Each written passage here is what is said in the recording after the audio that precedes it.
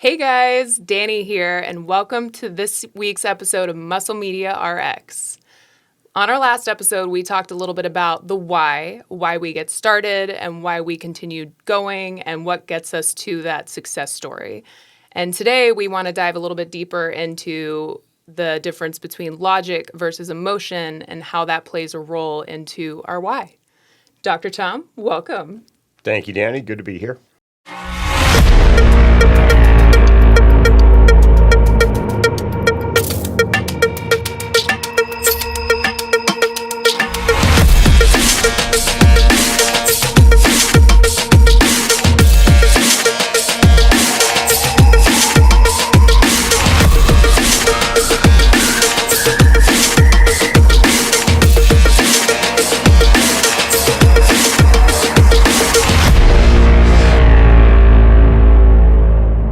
All right, so where did we leave off anyway? Oh, we talked about several different topics last time, but ultimately kind of why do we do what we do? What gets us started? What's the motivation behind, getting us started and the motivation that keeps us going? Those are two completely separate things. Getting started is easy. I think we did talk about that last time. Getting started is easy because you simply get started. And then you quit, and then you get started again, and you get started. So you continually have these start and stop, start and start, and start and stop. Far more difficult is the maintenance of that, and we can get into that because there's elements that need to be repeated. If you do it once, is laudable, but try doing it again, and then doing it again, and doing it again. But here we were talking about the why, and I think a little more clarification is necessary there, because it's been my experience here in the West, well, here in America, that we live in a somewhat quick fix, bottom line mentality, and in our haste, we're very big on goal setting too. Going from A to B, goal attainment, goal achievement, short, intermediate, and long-term goals. You string them together, get a rudimentary plan. And invariably, it's expeditious, going from A to B and nothing else matters. Well, when we look at going from A to B, because we've got this quick fix and this bottom line mentality, we don't want to be bothered with a lot of other extraneous BS. We just want to know how to get there. Sure. And there's the operative word, how. So our attention is focused on how do you get from A to B. And there's a lot of other subtexts here. How do you get from A to B quickly? How do you get from A to B successfully? How do you get from A to B without getting hurt? You see all Without these dying. without dying, with anything, But the problem is the getting start. We're getting back to the getting started and maintaining the inertia. Invariably, the how. If you've got something that's motivating you, the how is only going to take you so far. Just knowing how to do something, more often than not, is insufficient. It's just not enough to keep you powered. So it may be enough to get you off the couch, but it ain't going to get you to be. Sure. Okay? So what I always advocate, and I have advocated for a number of years, and guys, this is this has been a revelation. This is not original thought on my part. I'm always standing on the shoulders of giants.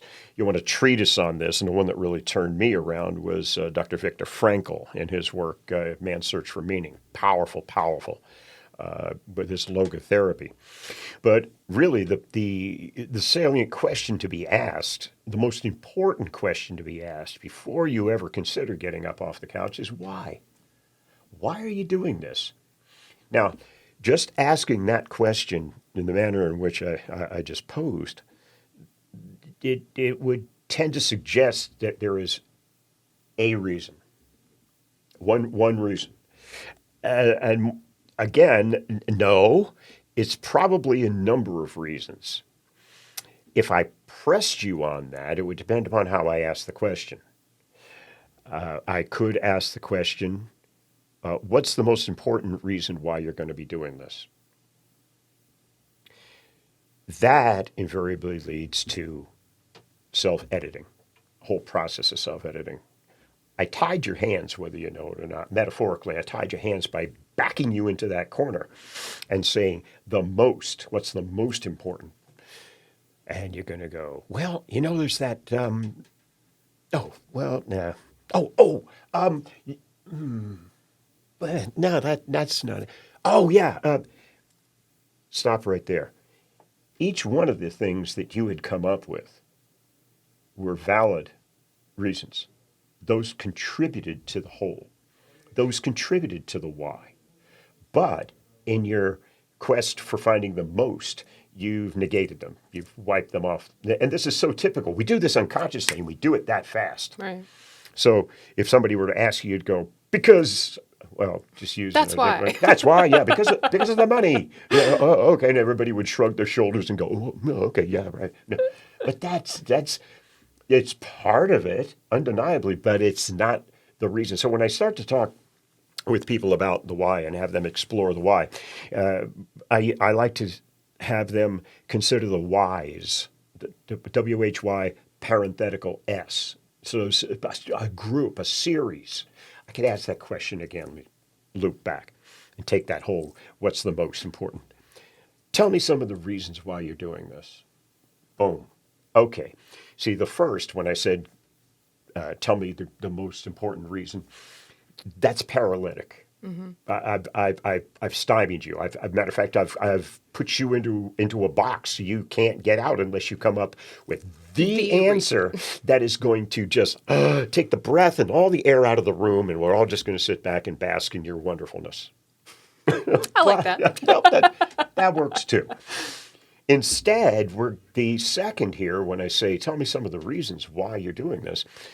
It invites exploration and analysis and discussion and exploration. See, one is an open-ended and the other is a closed-ended question. And it's interesting. It's funny, too, because back in some of my graduate work, I took that statistics course when they taught us how to write surveys and how to be clever with manipulating the outcome that you want, because you offer, have you stopped beating your wife yet? Yes or no? It's like, oh. So anyway, when you get into the exploration of the whys, that's a great discussion, and it's really worth the time and energy that you've got to go through some of those reasons and see if there's any commonalities. And then if you're so inclined, go ahead and if you write them on a legal pad, if you're so inclined, go ahead and rank them.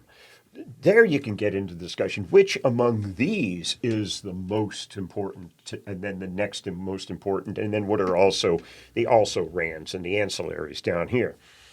But once you get all of these, that provides you energy that is going to power you through the how. It's going to provide inertia and some momentum to power you through. And when one of them starts to give way because, that doesn't really mean that much to me anymore, or, well, no, I've accomplished as much as I want with this. So what does it mean? Does it mean you crash and burn? No. Another one of the reasons, maybe the next two are going to come up and, and keep you going and keep you going and keep you going. And we don't necessarily think like that because we like to think in soul reasoning. When you see someone do something stupid on the news, you sit there and you mentally think, what the hell was he thinking? And what you're really saying is, what was the reason? And you could waste a great deal of time trying to find out what the reason is, because the moment you start to try to explore the reason, you get into self-editing and you've already defeated yourself. Remember, that's a waste of time and energy, which is the finite resources we've got. Now, I can think of better ways to allocate it. Interesting. Do you find with your athletes and patients that they tend to come to you already knowing why they're doing what they're doing? That's a great question. No, it's never dawned on them, because all they want to do is get better. Remember, A lot of my patients, a lot of my clients are athletes, and they are. I've seen Olympians, I've seen professionals in many different sports, and senior amateurs, and I've also expanded it a wee bit into the entrepreneurial world and into the executive class too. But when they come in, they're motivated to get to where they want to be. A lot of the athletes, a lot of my practice now, the athletes that I see are either injured or post-surgical or in rehab or things like this. Or maybe it's just something like a slump, whatever that might be. Point is, here they are. Here's where they want to be. And all they want to know is, how the hell do I get there? They might have a second question. The second question makes perfect sense. How long is it going to take? Not why am I doing this? You see, because that's like, goodness, I'm going to sit here in a lotus position in a mountaintop and breathe air and sunshine. No. It is introspection. It does require some introspection, and most people are somewhat unwilling or reluctant to do that. The point I want to make with a lot of my patients, and I make this point at the university to my students, is that unfortunately most people, and I'm not talking about necessarily my patients, I'm just talking about people in general, most people live unexamined lives. Little Don Henley sub-reference there, if any of you are Eagles fans, but My Thanksgiving, great song. But unexamined lives, they never really question why. If things get tough, they want to know how to fix it. They don't want to know why it's happening necessarily. Yeah, That's it. No, just how do I get out of this quickly and not get hurt? Yeah.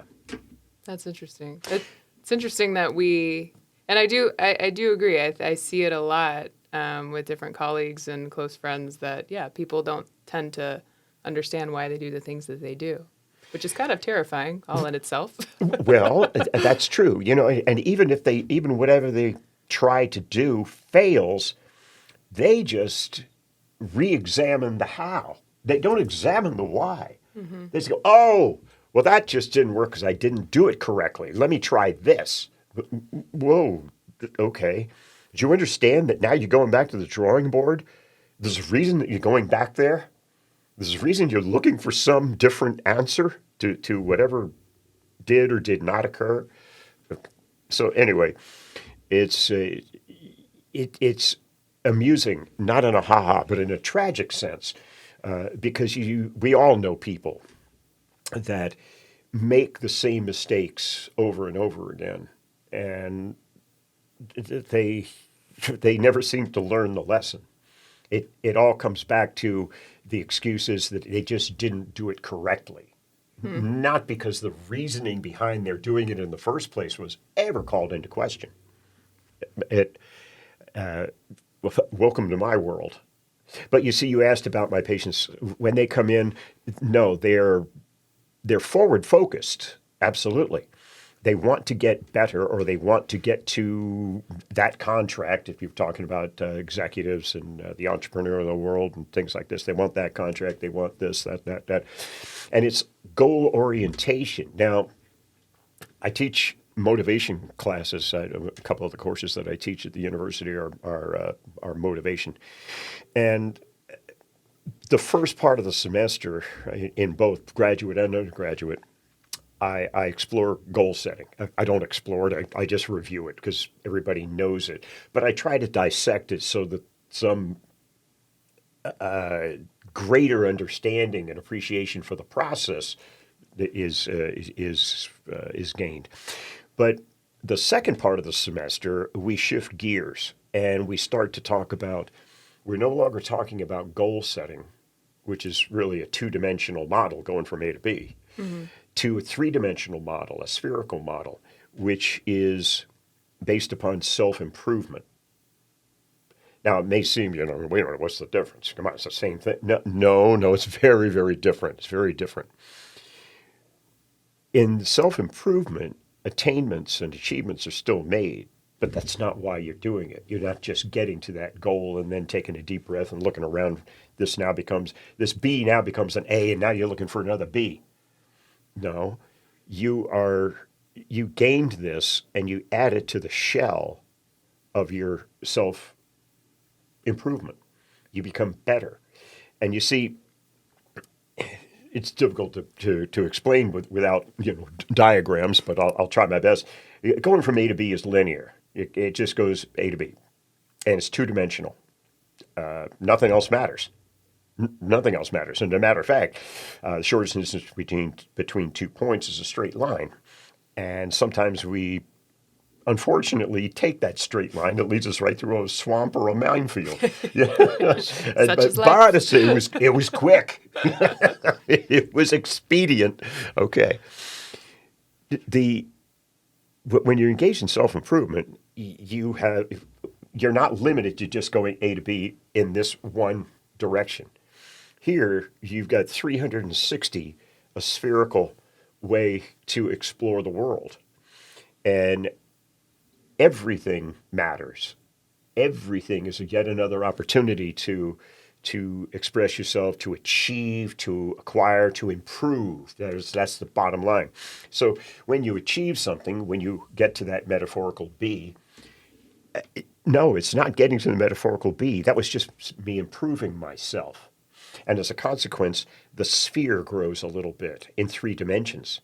And then you're going to go, wait a minute, let's go over here, and then let's go up here. What about back over here? And decisions, great and small, all matter. But there's a problem with it because it requires a lot of work. And what I mean by that is it's not a lot of work. I mean, what else are you going to be doing? You're just living. It requires you to pay attention.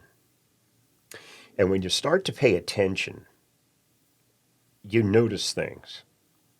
The first thing you're going to notice, even though you think you're pressed for time and everything else, you're going to notice how much time you spend screwing around. Truth be told. And just daydreaming and playing spider solitaire or surfing Facebook or, some crazy stuff that has no real positive outcome. But you see, it requires you to be in the moment and to be aware all the time. And it can be overwhelming. And it can also be disappointing. Yeah. Because this is the first step towards introspection, which is the first step towards leading an examined life. See, no longer do things happen by accident and that you're a victim of circumstance. Now you are actively involved as an active participant rather than a passive spectator and just going with the flow. For better or for worse. Yeah, and that's a gamble. And you know what? Since I have very little time left, and that's something else too. Perhaps my I'll use the word. Okay, perhaps my age. I was going to say maturity, but no. Those who know me, no, I'm still a little boy. But perhaps my age has given me a better appreciation for this because it has lent credence to the importance of introspection and learning my lesson and being predictive about things that I'm going to be encountering. Do you think people avoid that, though, because they don't like finding out what they find out when they're being introspective? Absolutely. Conspicuously. Man, I love all the people that have sat around, and especially back in my generation, the 60s and 70s, oh, man, I just want to find myself. You know what, Sparky? Oh, my God, be careful what you wish for because you may not like what you find. Right. Yeah, because you start peeling back that onion, you're going to be peeling and peeling and peeling and peeling. But beyond a certain point, what's the old expression? Beyond here, there be dragons.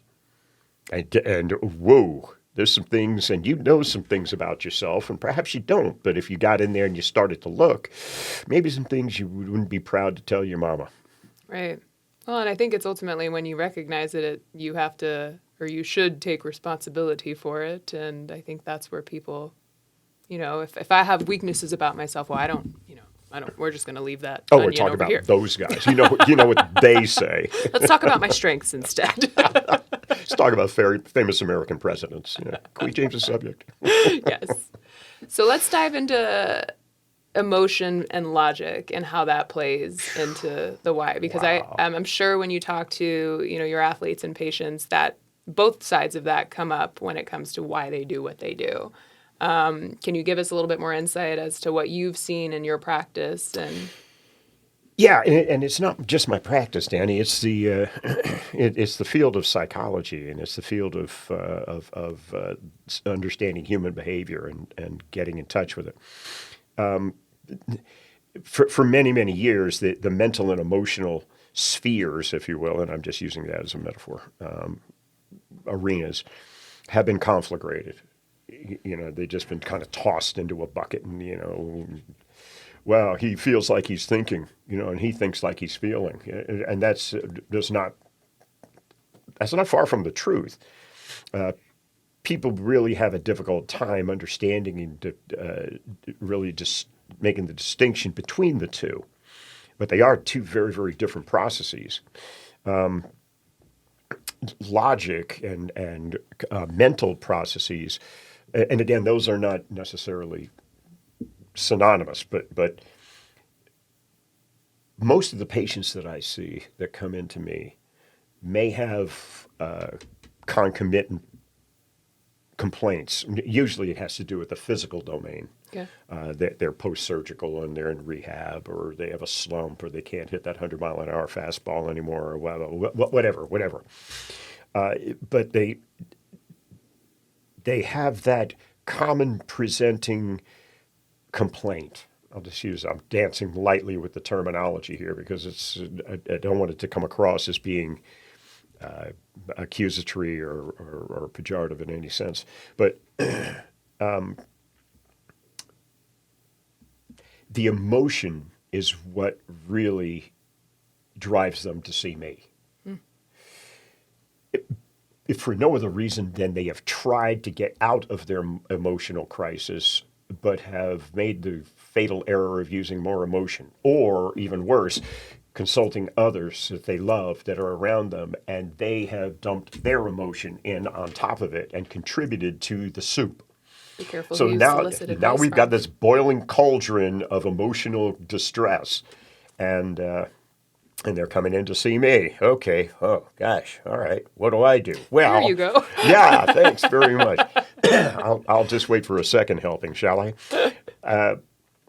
No, but the many of them expect me to respond to them emotionally because that's what they're used to, because that's what they're crying out for. They're not coming in necessarily to be fixed. They're coming in to be validated. Interesting. Yeah, you see, they're coming in for me to say, yeah, I agree with you. Those guys and, that SOB over, yeah, okay, yeah, you're perfectly justified. No. I just have to sit back and I have to be cool as a cucumber, And for all intents and purposes, I have to be stone ass cold. I'm there. I'm not your friend. I'm your therapist. You're here for a reason. No, you pay me to tell you things you don't want to hear. Yeah. Even though you're reluctantly paying me because you really want me to tell you what you want to hear. That's not what I wanted. That's not what I wanted. Come on. So, and it's kind of funny if you do adopt a little bit of humor in that. Yeah, and I do too. I joke with I use a lot of humor in my therapeutic involvement. But the last thing that I do is to try to put any emotion into what's already going on. I mean, there's already a lot going on here, Right. and it's a little crowded in the pot. So You have enough emotion. I'm not going to dump more gas on the fire here. That's not going to work. So what I do is I act as a mental anchor, as a stoic, somewhat somewhat stoic, not really, because I still use a lot of humor in there, especially when I believe it's appropriate. But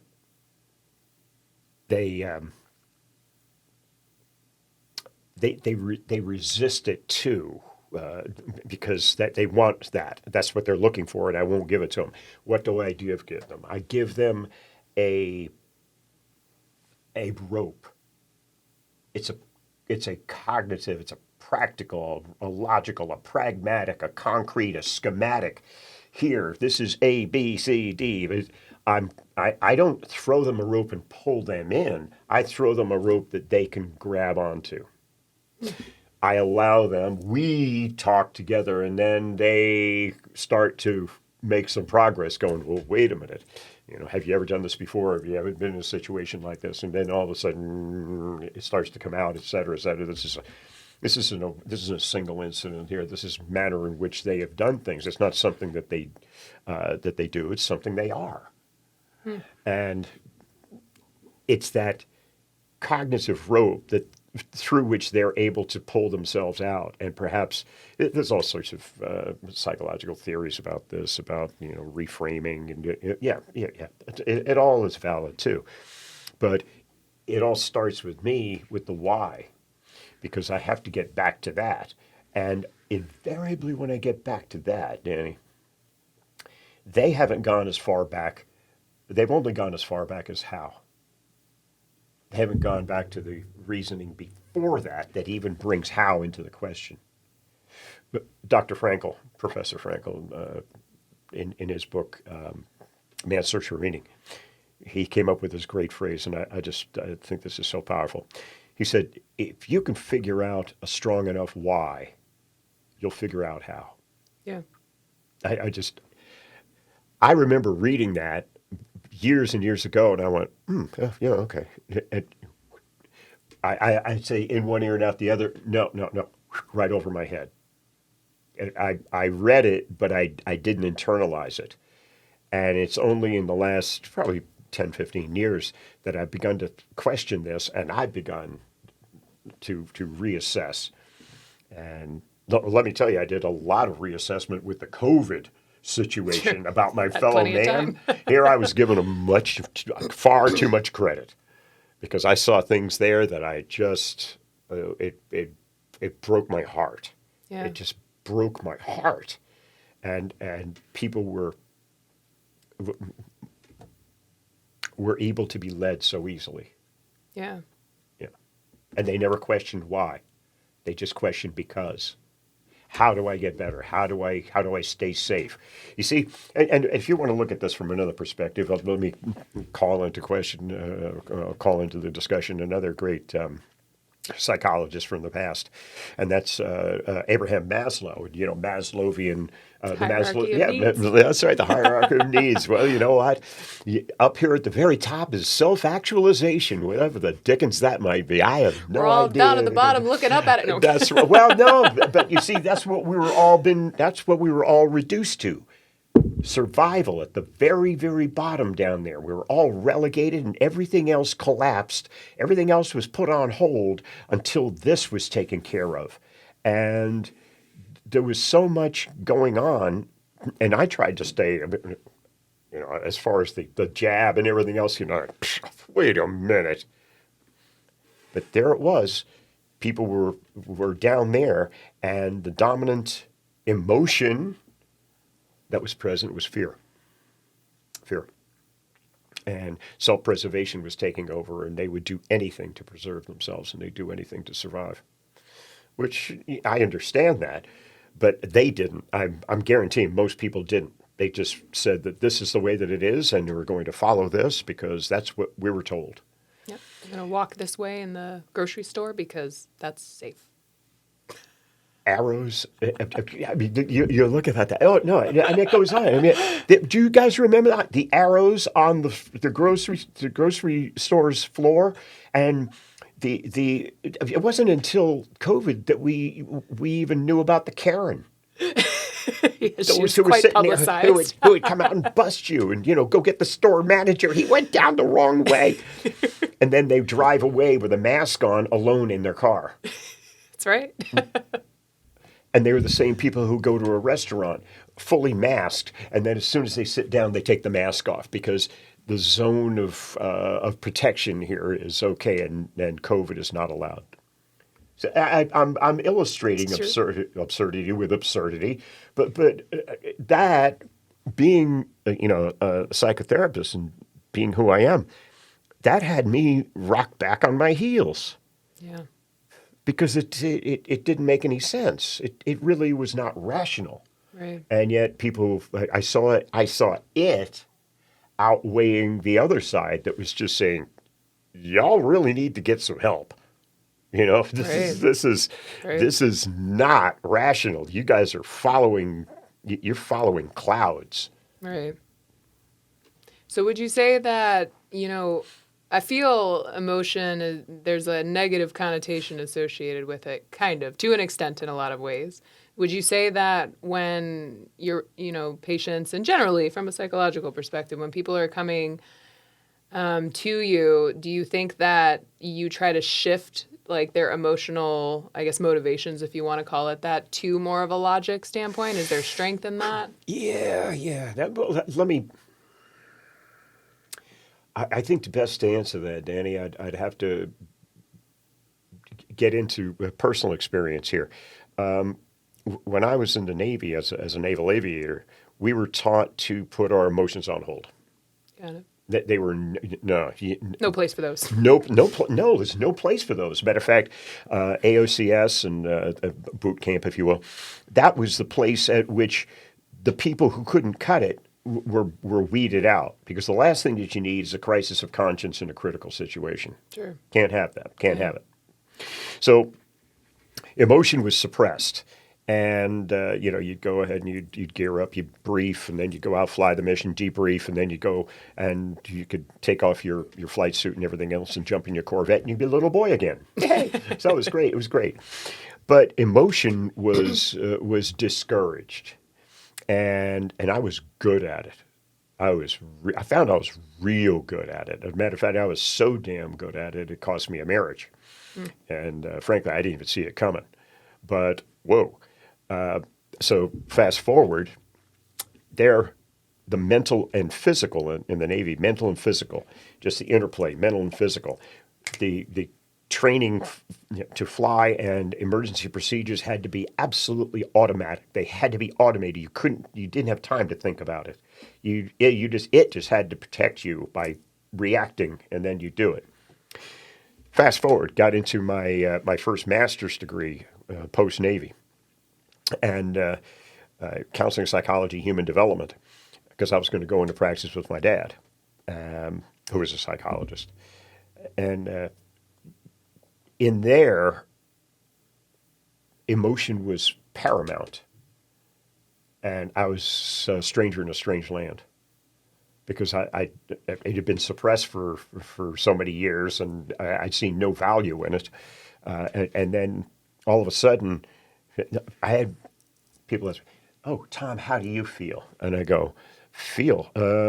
Well, I think that no, feel. What do you feel? I don't know. Hot, hungry, horny. I don't know. What are these emotions? Hell, give me a little guidance here." Anyway, it took me a while to kind of get into that and to gain a full appreciation. Right. And what really helped me was when I went into practice with my father, and we had a lot of contracts with the VA. We saw a lot of PTSD. Okay. We saw a lot of vocational rehabilitation and things like this. So I saw a lot of emotion from my fellow veterans, and it sparked something in me to really lend a little bit of more credence and attention to this. But yeah, so lately it's even grown beyond that. It's grown beyond that into the spiritual realm, which really, if you look at Viktor Frankl and his whole Man's Search for Meaning, it may mimic. It has elements of emotion, but really what he's talking about is spiritual. It's a very, very different thing. We'll talk about that at another time. Matter of fact, we may have to have a little discussion about performance spheres, which is the way that I explain things to my patient. We'll do that, and maybe next time. Maybe next time. So, getting back to the whole emotion thing, emotion and thought are two very different things. Now, having said that, there's considerable overlap, oftentimes. But let me explain this if I can. People are always believing that they're caught on the horns of a dilemma, that they have, I'm of two minds about this. Well, what do you think? Well, I don't know. I can see both sides. Well, what you're really saying is one side thinks real well. Cognitively, it makes absolute sense. Yep. Here, logically, bing, bing, bing, bing, bing, bing, bing, conclusion. However, the other option over here is emotionally based. And damn it, that just don't feel right. Yeah. That just, that ain't right. Man. And so there's this wrestling match, and we all experience it, all of us. We experience it, and our lexicon is full of things. Your head will finally tell you what your gut's been trying to tell you all along. That's a saying, it's like Right. Your head will finally tell you after a lot of wrestling and whatnot, your gut's telling you, no, this is wrong. This guy's a jerk. Right, exactly. Don't do business with this guy. No, don't do that or whatever it is. Your head will be, it's this wrestling match that we have. Head and heart, head and heart, head and heart, head and heart. The question I have for my patients, it's an initial question. There's a lot of initial questions, but this is one of them. Do you live your life with your head or your heart? How do you make your decisions? Do you think things through? Are you more prone to react or to respond? See, that one right there usually gets people because reaction is just bang. That just bypasses the frontal lobe, baby. Just goes straight to the heart. That's right. Whereas response, you take a deep breath, you look them in the eye, wheels turn, then you respond. See, response is cognitive. Reaction is, it's almost reflexive. So when it comes to the why, do you think there's a perfect ratio as far as combining logic and emotion? You know what? Some of the best decisions you're going to make defy logic. And I know everybody's probably listening to this and you're going, but I know I acknowledge that. It's just when you use that to the exclusion of logic, you don't ever consider the logic. You just go with, I just go with my heart. Well, yeah, and you look at the people who've gone with their heart. How'd that work out for you? Okay. I like the way you phrase that. Is there a balance? Is there a ratio? Yes. That's different for everybody. Yeah, I know. But you're asking me, well, what is it? I'm going, I don't know. Mine's different from yours. That's right. That's what we talk about. At the very least, it's an appreciation for both sides and understanding the decision process that's being used to look. Here's another way of looking at it. People say that you see somebody who's just really pathetic. Well, he just makes bad choices. No, I take exception to that. I don't believe that's what's going on. We're all afforded choices. Choices, I regard choices as nothing more than options. Mm-hmm. Given this situation, given this environment, et cetera, here's the choices that you have. Your life is dictated by the decision that you make from the choices you're afforded. So you've got all of these options right here, and yet your decision is going to dictate your life. That's why when you see somebody do something incredibly dumbass, you go, of all the options available to you, that's what you came up with? No, that's what you came up with. Okay, I think it's, cancel my 2:30 because we're going to be here a while. Right. Yeah. But again, I make light of it, but it's nothing more than a process of exploration and self-awareness. And here it gets back into that self-improvement. That's very different. I like to think of it, Danny, as an evolution from goal setting. You see, goal setting sets the groundwork, it sets the stage, and then you can progress out into more of a three-dimensional model. And anybody can do it, but it requires some effort, and you're going to be tested all the time. Right. But I'd like to say that everybody gets to the stage where they can appreciate self-improvement, but no, that's really not the case. Right. I was just going to ask, do you think, like, with your patient population, have you seen they're willing to put in the work? Well, yeah. If it can help them to get to the B. See, and I get asked all the time, you're such an advocate of self-improvement, et cetera, et cetera. Do you ever just use goal setting? Oh, yeah. Yeah. Well, I have to. Especially in the very, very short term. I'm a list keeper. For God's sake, I'm a naval aviator. I'm a Navy pilot. I live and die by checklists. Yeah. And so boom, boom, boom, boom, boom. Nothing more rewarding to me than to cross the last thing off that list. Yeah. And crumple it up and start another one. Well, but it's the manner in which I interpret what I've done. I could chalk it up to I've reached all my goals today. Great. But you see, I incorporated I have engaged in a process all day long of improving myself because I've been paying attention, and that's how I fit it into me, Dr. Tom. It's not just I did this today, and then it's just this isolated little cyst out here floating in space. No, it's integrated into my spheres, and I've just expanded just a little bit more today. I'm looking forward to tomorrow when I'm going to be able to expand a little bit more. Very cool. And this is where ADHD has actually worked well for me.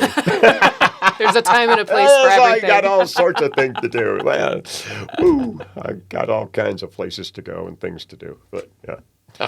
So when you find, your patients kind of coming to why, or I guess establishing why, like going through that kind of workshop, if you want to call it that, is there motivation that they find in that? I mean, is it this revolutionizing, like, oh, I'm doing this because of this? And perhaps eventually. I have to use those two words. Perhaps, just to say, no guarantees. You want a guarantee, buy a toaster. Yeah. But eventually. Maybe not now. Maybe not to the level that's going to shift the gears, or perhaps use physiology terms, exceed the threshold where just goal setting is insufficient. Now you're looking at a higher plane and you're looking at other things. People are always telling us, people are using euphemisms like, you don't think outside of the box. What the hell does that mean? Well, that. Engage in self-improvement. Don't just regard it as A to B. Don't just regard it as going goal setting and goal achievement. No. If you can begin to make that transition, but I've got news for you, beyond a certain point, there be dragons. This is going to exhaust most people. I know it's exhausting for me. I mean, I'm a martial artist, senior martial artist. I'm a certified instructor, examiner, and referee. So black belts and yada, yada, yada. And for many, many years, I have ADHD, but we never diagnosed ADHD back then. We just had hyperactive kid or pain in the butt kid or go to the principal's office kid. Not because I was bad, because I was always wiggle worm and, I was talking to my neighbors and stuff like that in class. I was trying not to be a bad boy, but that whole, I was always told to, focus on this. And I always had a lot of trouble trying to do that. I had enough energy to either focus on this, but I couldn't keep the other stuff at bay. Yeah. Or I could keep the other stuff at bay, but I would be unable to do this. So I could do one or the other, but not both to get effectively. Until I had a benevolent, he wasn't a master, but he was a black belt instructor. And he noticed my trouble. And especially when we were, this was furthered by a master when I was trying to meditate. And you're sitting there in a lotus position and you're trying to think of nothing. You're trying to empty your mind. Good luck. Good luck. ADHD. Oh, my God. I'm sitting there just I was really trying. I was trying to focus on emptying my mind, and that's an oxymoron. I mean, that's like, how do you do It's that? like, still Think empty? about No. that's right. Oh man! And my master would hit me with a shinai, which is a bamboo sword. Oh, it was like you know, and he saw my problem, took me aside, and he said, "You're wrestling with yourself. You're fighting yourself all the time. Don't try to focus because you don't have that much energy. Try to pay attention." Now, that's worthy of another discussion we're going to have another day, the difference between focus and pay attention. Because when you pay attention, what he did, I don't know if he was aware of this or whether it was his intention, but what he did was he unlocked the secrets to engaging in self-improvement rather than just goal setting. That was the missing element that allowed me to make the transition, and it was tough. It was really tough because if you pay attention just for a short period of time, and I'm not just talking about with your eyes, I'm talking about with your entire sensory array. It can be overwhelming. There's lots of stuff going on out there. And if you've got ADHD, and any of you have ADHD, and I'll tell you, Danny, I tell my students this. I announced this on the first day Yep, of class. I remember. That? Let's go. You got to excuse me because in the middle of a class, my mind is going to go to the Bahamas, and it's your job to kind of bring me back. Good luck. But to have ADHD is kind of like sitting at the 50-yard line in the middle of a Super Bowl, and there's 100,000 fans there. And every one of the fans is screaming at you at the top of their lungs. And the most difficult part of it is that I can understand each and every one of them with absolute clarity. And there's so much going on that wow. Now, what I used to try to do was to shut it off. And I found that I was just not that powerful. It's 100,000 of them. There's only one of me. And, I'm just like, yeah. So when I pay attention, I don't latch on to anything unless I want it, and I just let it go. So it's always around me, and all of it's there. But I select what I want to attend to. And it served me. I learned this when I was in my early teens, 13, 14 years old, and got me through all my martial studies, got me through Navy flight school, got my wings, got 2 masters and a PhD. Dive master and accomplished a few things. Yeah, I've accomplished a few things. Yeah. But well, that kind of gives it away too because I've also got OCD, obsessive compulsive. So if I do find a shiny object, I'm gonna take that SOB as far as I can. Anyway, so to kind of bring us back to the basics here. The why of doing something is a worthy expenditure of the limited time and or the finite time and energy that we have, because it's going to lead to some things. Now, it might not lead to conclusions. You see, now I'm getting back into goal setting, Right. but it will lead into other things and other explorations and other interests and other questions. You see, and that in its own right is it has its own excitement. And generates its own inertia and its own momentum and its own energy, and it tends to power. At least it tends to power me. Yeah. Do you think it's possible to pay attention while you're emotional? Yeah. 100%? I don't know if it was emotional, but I was certainly paying attention. Yes, because these aren't exclusive, Danny. I mean, if you're doing one, no, I'm sorry, you can't do that because you're, no. It's kind of, you see, once you learn goal setting and once you learn self-improvement, then you can mix and match.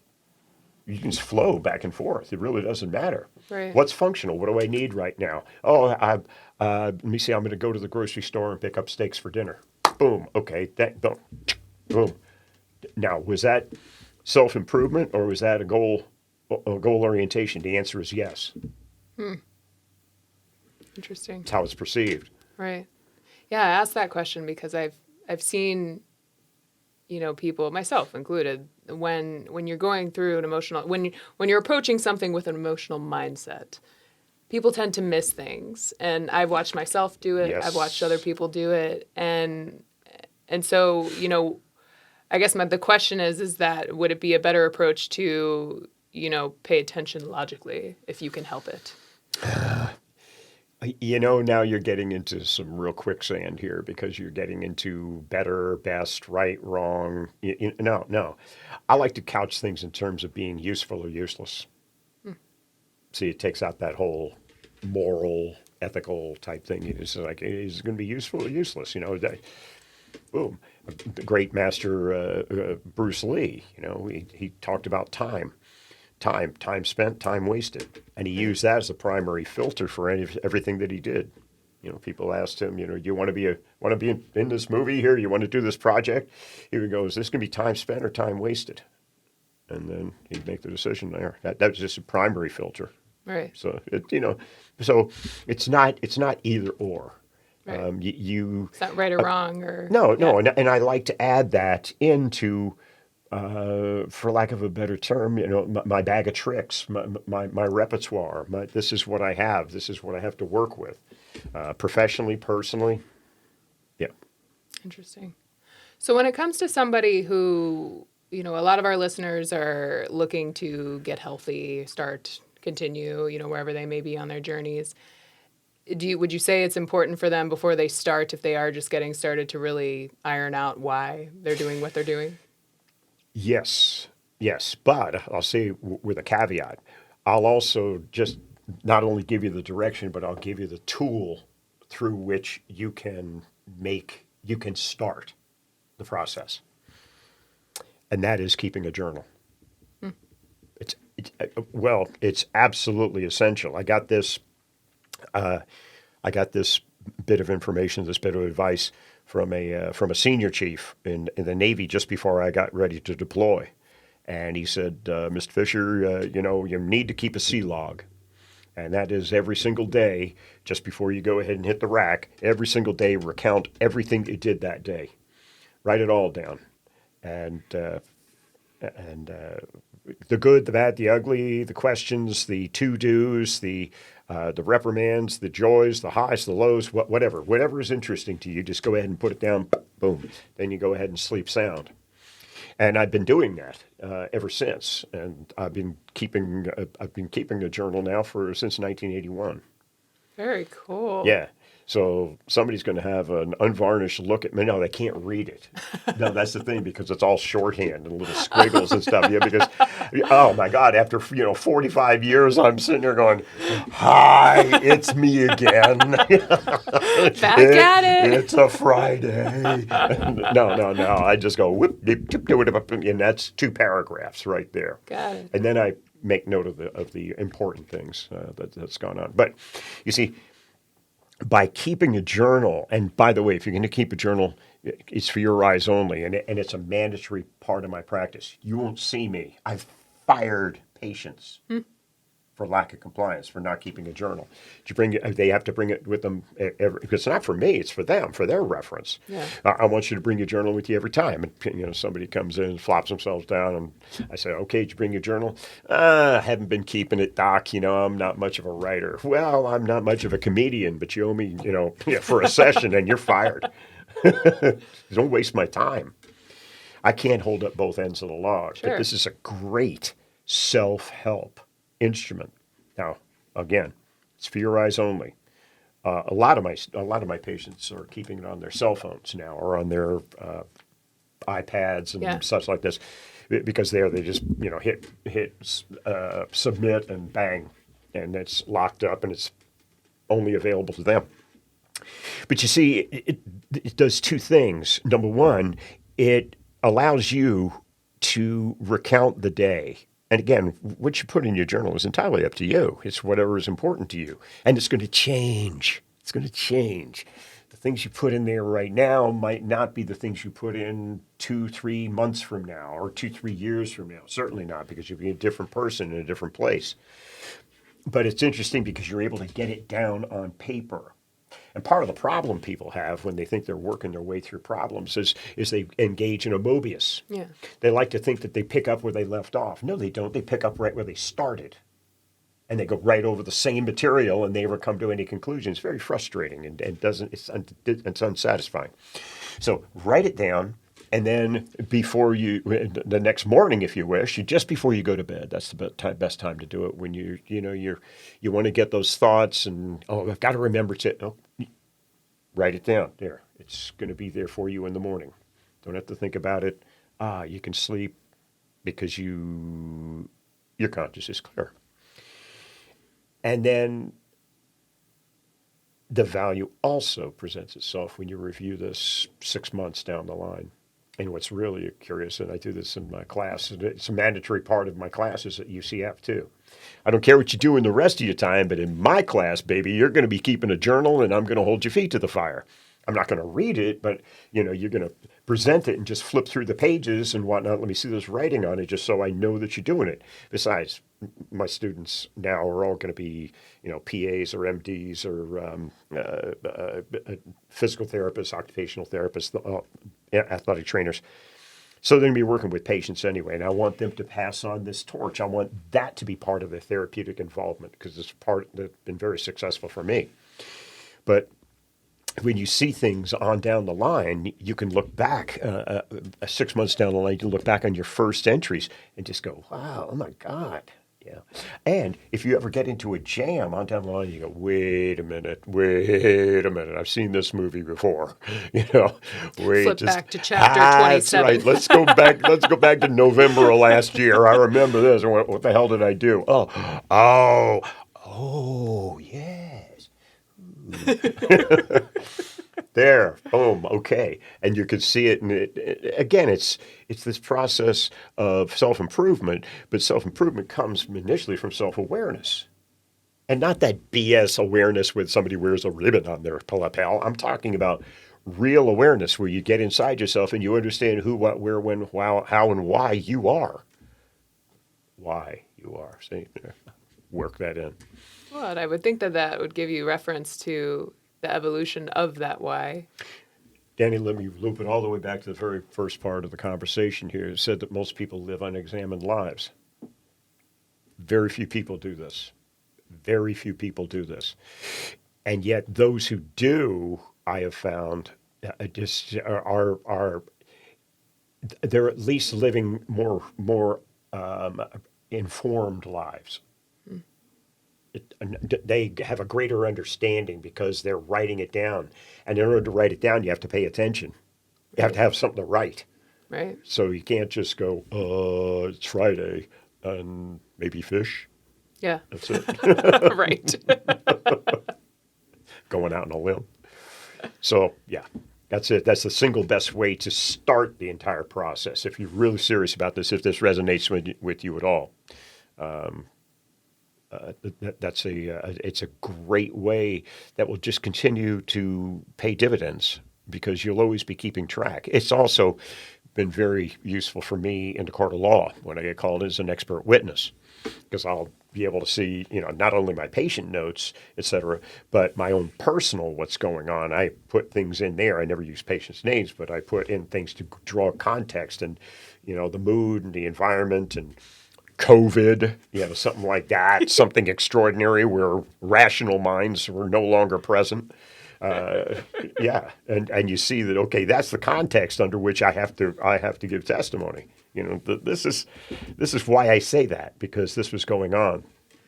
That's interesting. I read a while ago that every time you recall a thought or a memory, I should say, it slightly changes. Oh, yeah. Oh, sure. Oh, gosh. And now if you want to get into that, gosh, that's I would say it's a whole Freudian highway, but that's wrong. No. Rabbit hole. No, because more specifically, it would be an Adlerian. Alfred Adler was one of the great. He was right there, contemporary of Freud and Carl Jung, but Alfred Adler talked about that. About childhood recollections was his thing. And he made the statement, too, and made the contention that your childhood memories, all the childhood memories you have, they didn't take place. They didn't happen that way. Yeah. You've softened some of the awful, Yeah. and you've magnified some of the half-assed. Yeah. And so you see, it's not exactly that. As a matter of fact, it's funny because this was years ago when all my family was still alive. Sorry, guys. But we'd get together, and of course we'd reminisce, because we were living in different cities and everything else, but we'd all be there for Christmas or some, or Thanksgiving, whatever. And we'd be sitting there going, yeah, remember that time that we blah, blah, blah, blah, blah. Yeah, but blah, blah, blah. Wait a minute, you weren't even there. Yeah, I was. Yeah. No, you weren't. You were I've just heard not the there. story at That's Thanksgiving just every the year. story I kept hearing, and it was so good I thought I'd adopt it. But you see, it's nothing that's done malevolently, Yeah. Is it with pernicious thought? No, nothing like that at all. It's just, no. I remember the Simpsons episode was something in this. She said, those were happy days. No, Marge, they weren't all happy days. I remember when my dad, Tom Bosley, that was happy days, Homer. That says something about me when I relate to Homer Simpson. Listen, I think everyone at some point can relate to Homer. I think so. So. That's interesting. I asked that only because, it makes me wonder if that has something to do with why people kind of lose why they started in the first place. Well, yeah, that's why it's important to have a series of whys. Yeah. You see, because when one peters out, there's another several there that can maybe, there's no guarantees again, but maybe will have sufficient gravitas to be able to move you forward a wee bit more. Right. If it does, it does. If it doesn't, think of the more whys. If that one fell off, why did that happen? And then you can start to say, oh, wait a minute, because, oh, yeah, but it's still valid. It still has meaning. Boom. Interesting. Well, Dr. Tom, I know we're running out of time here. We're getting signals, but Yeah, I know, because we've been here for 3 days. but I do really look forward to learning more about those spheres for sure. Okay, we'll So, do that. We'll do that next time. Very cool. All right, Danny. Well, we look forward to next time. Cheers. And we'd like to take a minute to thank our sponsors for this week's episode. The IV Lounge, you can visit them at www.theivlounge.com, where they offer IV therapy, blood panels, preventive care, telehealth medicine, and so much more. And we'd also like to thank YMD Facial Plastic Surgery, located in Winter Park, Florida, the home of Dr. Ruth Hill Yielding, who is a double board certified facial plastic surgeon and ophthalmologist. And if you like the information that we've been talking about, Danny and I, expect more, but be sure to follow us and keep an eye out for some of the new podcasts that we're going to be producing. And look for us on social media. We always love the likes.